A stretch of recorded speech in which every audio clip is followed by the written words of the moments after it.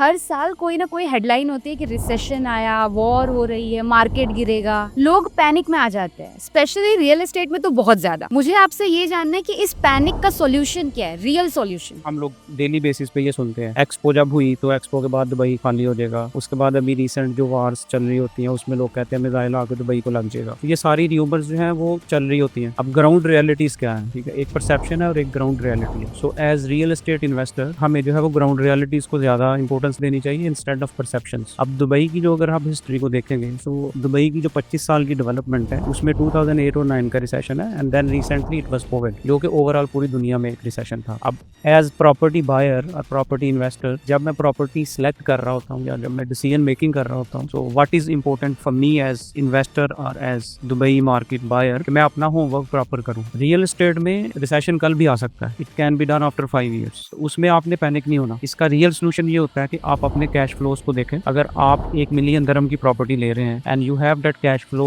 Of 1 million, तो फिर आप जब रिसेशन आएगा तो आपको वो प्रॉपर्टी को होल्ड करना है instead of getting into a panic situation. Recession 10 साल नहीं चलता, रिसेशन चलता है 1 साल 2 साल मैक्स 3 साल। रिसेशन के बाद मार्केट रिकवर होती है and then it goes up. अगर मैं इसको कंक्लूड करूं तो आपको सबसे इंपॉर्टेंट चीज रियल एस्टेट प्रोफेशनल चाहिए, उसके बाद आपको कैश फ्लो चाहिए और उसके बाद आपके विजन की क्लैरिटी चाहिए। अगर आपके पास ये तीनों चीजें हैं सो देन करेक्शन में भी आप आराम से सर्वाइव कर सकते हैं।